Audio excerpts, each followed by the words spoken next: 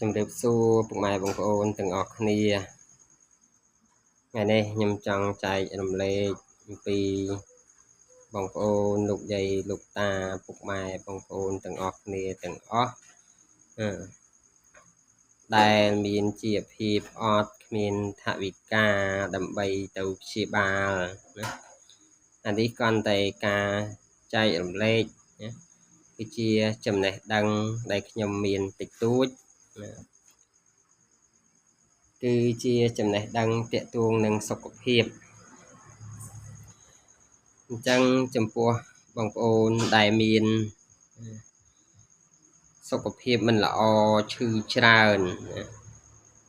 បងប្អូនដែលឈឺច្រើន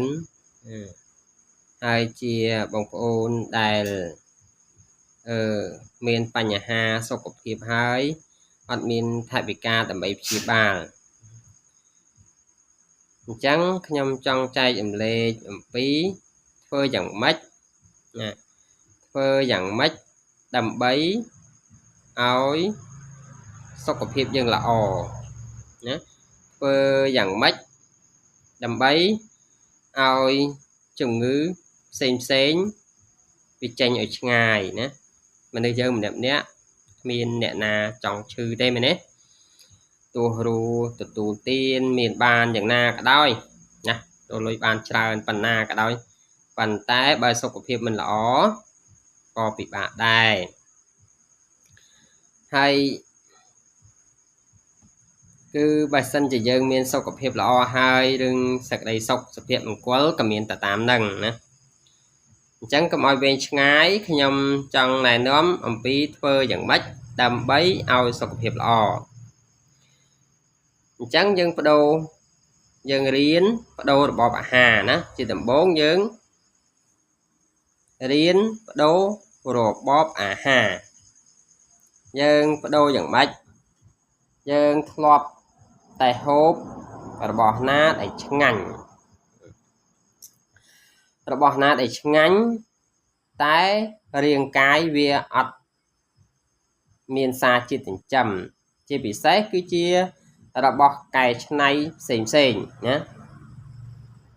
អញ្ចឹងរបស់ដែលកែច្នៃហើយគឺជារបស់ដែលខុសពីវត្ថុធាតុដើមណាយើងកែច្នៃអញ្ចឹងយើងកាន់តែឧទាហរណ៍សង្ខេបចុះណាដូចជាប្រហុកណាអំបិលម្ទេសឬរបស់អីក៏ដោយហ្នឹងកាន់តែជាដែលជារបស់ផ្អាប់របស់ដែលទុកយូរហ្នឹងណាយើងហូបទៅក៏យើងខ្សោយធម្មពលដែរណាយូរទៅវាឆ្ងាញ់មាត់យើងវាឆ្ងាញ់ប៉ុន្តែធម្មពលនៅខ្លួនយើងនេះកោសិកាយើងនេះវាខ្សោយទៅកាលណាតែយើងខ្សោយជំងឺផ្សេងវាងាយនឹងតោងណាហើយនេះខ្ញុំគ្រាន់តែឧទាហរណ៍ទេតែរបស់ដែលកែច្នៃផ្សេងណារបស់ដែលកែច្នៃទីគេអាំងគេអីគេធ្វើមកហ្នឹងក្លិនឈ្ងុយឆ្ងាញ់ណាប៉ុន្តែរបស់ហ្នឹងខុសពីវត្ថុធាតុដើមយើងហូបកាន់តែច្រើនរាងកាយយើងនេះវាអត់សូវត្រូវការទេគឺជារបស់ដែលអត់មានសារជាតិចិញ្ចឹមអញ្ចឹងវាធ្វើឲ្យរាងកាយយើងនេះខ្សោយទៅហើយកាលណាតែកោសិកាយើងខ្សោយណាងាយណាស់នឹងមានជំងឺច្រើនណាជំងឺហ្នឹងដោយសារយើងអត់រៀនបដូររបបអាហារអញ្ចឹងត្រឡប់មកវិញយើងបដូររបបអាហារយើងហូបយើងកាត់បន្ថយហូបរបស់ដែលកែច្នៃយើងមកហូបរបស់ដែលធម្មជាតិណាយើងហូបរបស់បន្លែផ្លែឈើឲ្យបានច្រើនណាកាលណាយើងហូបបន្លែផ្លែឈើតាក់ទងនឹងរបស់ធម្មជាតិដូចជាស្ពៃដូចជាស្លឹកបាសដូចជាស្អំដូចជាបន្លែខៀវផ្សេងដែលជាអាហារបៃតងដែលជាអាហារជំនួយវីតាមីនអាហ្នឹងគឺជា វត្ថុធាតុដើមហើយគឺជារបស់ធម្មជាតិអញ្ចឹងយើងបដូរពីហូបរបស់តែកែច្នៃយើងមកហូបបន្លែផ្លែឈើឲ្យបានច្រើនហើយបន្លែផ្លែឈើហ្នឹងយើងហូបបន្លែផ្លែឈើណាដែលយើងដឹងឮថាបន្លែផ្លែឈើនោះគឺជារបស់ដែលធម្មជាតិមិនសូវជាមានគីមីអញ្ចឹងកាលណាយើងហូបអញ្ចឹងទៅរាងកាយយើងនេះវាចេះតែមានថាមពលមានកម្លាំងអញ្ចឹងជំងឺផ្សេងក៏អត់ងាយនឹងកើតឡើងចំពោះយើងដែរហើយមួយទៀតយើងធ្លាប់តែហូបណាធ្លាប់តែហូបហើយយើងហូបហើយយើងសម្រាកយើងហូបហើយយើងទទួលទានដំណេកអញ្ចឹងយើងបដូរទម្លាប់ហ្នឹងយើងទម្លាប់តែយើងហូបបាយហើយបើយើងហូបទឹកអញ្ចឹងទម្លាប់ទាំងអស់ហ្នឹងយើងបដូរណាយើងមុននឹងហូបបាយយើងបដូរមកហូបទឹកមុនវិញណាយើងហូបទឹក10នាទីហើយចាំយើងហូបបាយណាហូបបាយហើយចាំយើងហូបទឹកទៀតចាស់ដើម្បីជំនួយទៅដល់ប្រព័ន្ធរំលាយអាហារយើងនេះឲ្យវាបានល្អណាហើយ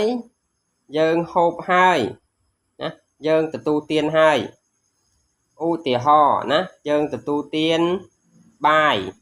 3ចានឆ្អែតណាបងប្អូនហូបតែត្រឹមតែ2ចានកន្លះបានហើយណាស្ទើឆ្អែតណាស្ទើឆ្អែតណាអញ្ចឹងយើងហូបបន្លែផ្លែឈើដើម្បីបំពេញបន្ថែមណាបំពេញដើម្បីឲ្យបំពេញកាពះបន្ថែមដើម្បីឲ្យប្រព័ន្ធរំលាយអាហារយើងនេះវារំលាយអាហារបានល្អណាអញ្ចឹងកាលណារំលាយអាហារបានល្អកោសិកាយើងនេះក៏អត់ងាយចាប់ខ្សោយដែរហើយពេលដែលយើងហូបហើយណាពេលយើងហូបហើយណាយើងទទួលទានហើយយើងទៅសម្រាកអញ្ចឹងយើងកំទាន់សម្រាកយើងហូបហើយម៉ោងសម្រាកហ្នឹងយើងទទួលទានហើយយើងដើរចុះដើរឡើងមិនហាត់ប្រាណទេណាគ្រាន់តែយើងធ្វើដំណើរដើរទៅដើរមកដើរទៅដើរមករយៈពេលកន្លះម៉ោងឬ1ម៉ោងអីចឹងទៅណាកាលណាដែលយើងធ្វើបែបហ្នឹងដដែលវាធ្វើឲ្យប្រព័ន្ធរំលាយអាហារយើងនេះវារំលាយអាហារបានល្អយើងអត់សូវជាមានជំងឺផ្សេងទេណាហើយបងប្អូនដែលយើងសម្រាកណាយើងសម្រាកណាអញ្ចឹងសម្រាកមិនសូវជាបានលក់ស្កប់ស្កល់អាហ្នឹងក៏ជាបញ្ហាធ្វើឲ្យយើងមានជំងឺច្រើនដែរជំងឺ stress ក៏កើតឡើងការសម្រាកមិនបានគ្រប់គ្រាន់ហើយជំងឺផ្សេង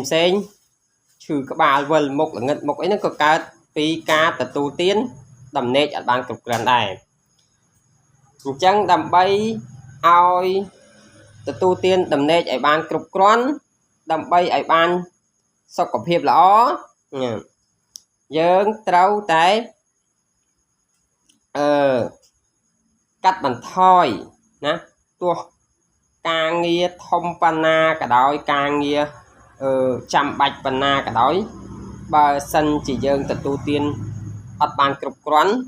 ការងារទាំងហ្នឹងយើងនឹងមានជំងឺយើងនឹងខាតពេលមែនទេអញ្ចឹងយើងត្រូវតែកាត់បន្ថយនៃការគិតណារឿងអីក៏ដោយយើងត្រូវតែកាត់បន្ថយការគិតចូលទទួលទានដំណេកឲ្យបានទៀងទាត់យើងម៉ោង9អញ្ចឹងម៉ោង10អីអញ្ចឹងយើងត្រូវតែទទួលទានដំណេកយើងត្រូវតែទទួលទានដំណេកឲ្យបានគ្រប់គ្រាន់អញ្ចឹងជំងឺផ្សេងក៏អត់មានងាយកើតទេណាអញ្ចឹងវិធីសាស្ត្រទាំងប៉ុន្មានដែលខ្ញុំចែករំលែកនេះគឺជាវិធីសាស្ត្រគឺខ្ញុំអនុវត្តចំពោះគ្រូសាម៉ែឪបងប្អូនខ្ញុំណាអញ្ចឹងវាបានផលមកមែនវាមិនសូវជាមានជំងឺច្រើនណាបងប្អូនណាដែលមានបញ្ហាសុខភាពមិនល្អបងប្អូនណាដែលមានជំងឺច្រើនបងប្អូនចូលអនុវត្តទៅនឹងបានផលសុខភាពល្អដូច គ្រូសាខ្ញុំដូចគ្នាបាទសូមអរគុណ